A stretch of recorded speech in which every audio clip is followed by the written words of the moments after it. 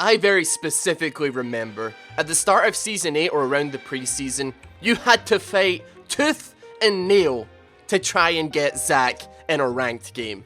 I was full-blown ready to headbutt someone if they tried to either ban or take Zac on my team or the enemy team. He was so contested that he had over 100% ban rate at one point towards the end of Season 7, around the preseason start of Season 8. That means that at the very least, one person was banning him on one team, or both teams were banning him out of sheer, complete and utter fear of Zac being in the game. But despite this, Zac was never a character that was particularly over-tuned damage-wise. If you were bad at landing skill shots, you were still a bad Zac. It didn't matter if you got a good champion. This was a character that I really loved, and when I got a chance to play him, I always would, because he had fun mechanics. You can just flubber in, you could potentially hit big ulties, you could knock people around, you could take a lot of damage. It's pretty clear to see why he was a big contended pick. And it's the same with Maokai. Although I never really had any love for Maokai, I thought he was kind of boring. He didn't have the same kind of fluidity that Zac had. Pun not intended. He was just kind of a click on a champion, go in, punch the champion, maybe drop a massive root, and that's kind of it, let your team deal with it. Both of these champions had massive pick rates or ban rates. They were absolute destroyers of solo queue at the start of the season, and now, what happened? So let's get into this, guys. If you do enjoy this video at any point, this is more just a rant, to be honest, a bit of a confused rant and why I think this has happened. If you do enjoy it though, please feel free to drop a like on it. If you're new to the channel, I'd really love if you'd help me get 400,000 subscribers. Just click that subscribe button, join the Sock Drawer, I'd really appreciate it. But anyway, so one of the fun things about doing videos where I research and look up things is that I discover things that surprise me very, very, very frequently. So before, I was looking at supports and I realized that Karma was a champion who had one of the lowest win rates in the game. Now, that was very surprising to me because I've said it numerous times back when I used to stream and in videos multiple times. Karma was pretty much the bane of my existence. She was incredibly difficult for me to deal with, and she had a pretty high win rate as well back before Ardent Censor got nerfed and all that stuff, just basically because she only had one shield and it honestly wasn't really that good. So when Ardent Censor got nerfed, all she had to rely on was her poke and her mediocre poke, but frankly there's better champions than her to do that job.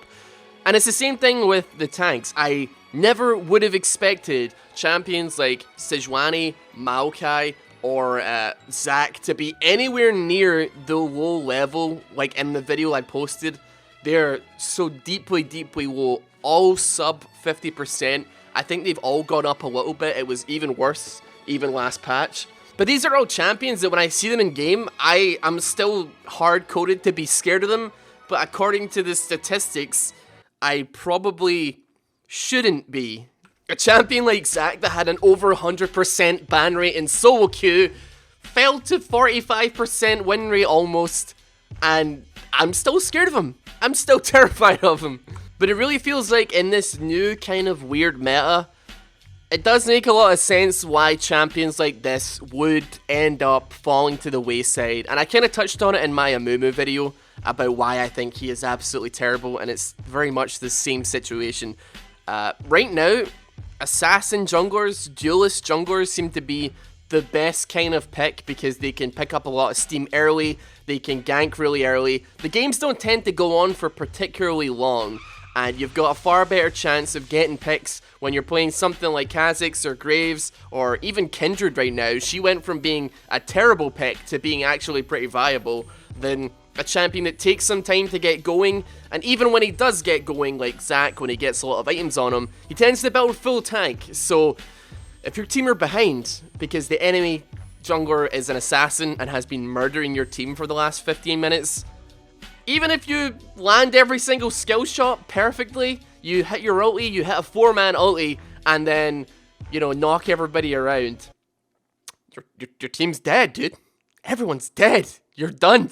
Like in this footage in the background that we're seeing, hit a really nice ulti, knock up a lot of people. I was pretty excited with it. I was pretty sure we were going to win that fight, but then the realization that I'm actually just a slightly harder to kill minion started to set in, and I was pretty promptly obliterated, and then we lost the game less than a minute after I died in that point. It was a good game. I held out for pretty long, but I can really see, playing against a Kindred, why things are such an issue. She clears so much faster than me, and my CS was okay. I mean, at 30-40 minutes, I was only like 40 CS behind her, but she did have like 17 kills. But her clearing faster than me meant that she could get to her marks in my jungle a lot faster. She could counter jungle without me pretty much doing anything, because if she comes into the jungle, I need a laner to help me kill her, because she's just going to kite me for days. If she has red buff, I'm going to be in a lot of trouble. And if my lanes don't have priority, and they haven't pushed up to the point that they actually can afford to roam and come help me, then I'm out of luck. There's nothing. I mean, half the time your teammates don't even move anyway, even if you are being invaded and you can win a fight. But especially when like wave clearing mid has been completely demolished, junglers pretty much have to fend for themselves at this point, unless you're really got a team that's paying attention and wants to lose some CS. So I found myself running around the jungle constantly, chasing after these marks, trying to kill them before Kindred gets anywhere near them. And I did manage to get quite a lot of them, but there was just some moments where I just could not physically get from one side of the map to the other, whilst also trying to babysit my laners, and also simultaneously try and stop Kindred from stacking into infinity and one-shotting me when I have 6,000 HP. Many of the times these were scuttle crabs, and I did try my best to keep on top of them, but it's pretty difficult for me to contest scuttle crab. When I'm against a Kindred, if you have both got the same level and you both got double buffs and you're both trying to contest that scuttle crab, if Kindred decides to actually attack you instead of the scuttle crab, you're not gonna ever, 99 times out of 100, ever win that fight to get scuttle crab, and it's kind of a big deal right now, which is unfortunate. As well as this, like I said earlier, Zac, he is just such a team-reliant champion. Exactly the same with Maokai, exactly the same with Sejuani. They're the ones that start the setup. You flubber into a team, you start the wombo combos, you drop the grasp, you drop the glacial prison. Your team are the ones that follow up. Your team are the ones that get the kills. And unfortunately, your team are the ones that do all the damage because you pretty much do none.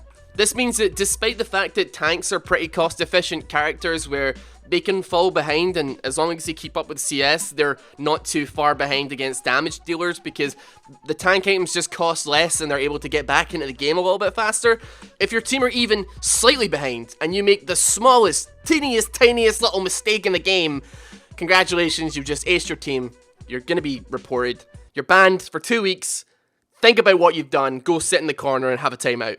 Like, especially with Zac, the range on your E isn't that great in the early levels. Sure, you can gank at level 2 or 3, you can maybe pop a flash, but to surprise an enemy, you have to be in kind of a weird position to do so. Unless the enemy at level 3 is so far pushed up that you can actually grab them from like your raptors or something, you're gonna probably be in line of sight of them to actually land any on them. It's just that short. It's a great spell and I love it, but it's just very short, as opposed to a champion like Kha'Zix that can come in, just auto attack you, Q you once, and then you have to flash, you have to bail because you're about to get clapped by the praying mantis. Or Xin Zhao, who literally just walks in and presses E and then you flash because you're terrified of him.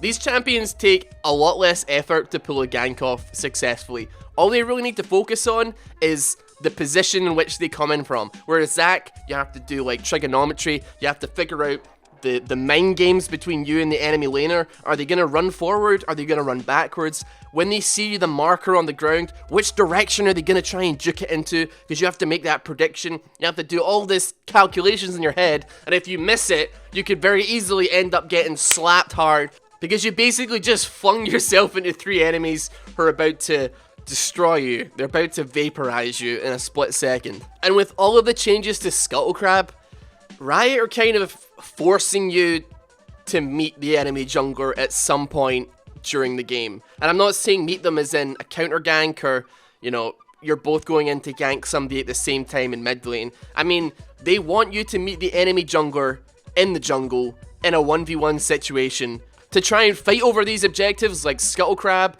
or like the buffs or Dragon or Rift Herald. They are basically pigeonholing you into having these scenarios play out. They want you to fight over Scuttle Crab, they want your lanes to move, but Zac can't really do that. Maokai can't really duel anyone 1v1 early levels in the game, neither can Sejuani. It's kind of a little bit sad that we can't have this balance, but I do get it, and honestly, I guess at the end of the day, I kind of do prefer this over the tank meta. The tank meta was just incredibly boring, and it's a bit of a shame because with champions like Zac, even though they're a tank, they're really mobile and fluid, and I actually really enjoy playing them, and I think their ultis are really big playmakers, and a lot of the big playmaking ultis are on the tanks. Like, some of my favorite ultis are like Ornn's and Malphite's, and I guess it kind of just is impossible to balance both assassin junglers and tank junglers to the point where they can basically both have a 50% win rate if they're against each other, because I guess it would make no sense. The tanks are supposed to lose that matchup, and I guess as a result, because we're in this meta, the tanks have fallen out of practice. I guess I'm just kind of sad that Zac's gone, but maybe some LCS player will play AP Zac top or something. Can someone do that, please, so we can have Zac come back? Actually, no, never mind. Nobody play Zac. I'll play Zac. You guys can just leave, okay? Just go. Regardless, this was kind of a weird video. I just wanted to talk about the weirdness that is just entire groups of champions falling off the radar in the space of like 2 patches. Like, is it 2 or 3 patches? And tanks have just disappeared. Like, Thanos just snapped his fingers and all of them have they don't feel so good. I don't know. Anyway, guys, thank you very much for watching this video. If you did enjoy it, please feel free to drop a like on it. And if you're new to the channel, I'm trying to go for 400,000 subscribers. Please subscribe. Join the sock drawer. I've got more spicy videos for you coming out. They're being edited right now. I'm editing them. They've been recorded because it's my birthday in like 2 days. And yeah, see you guys. Bye.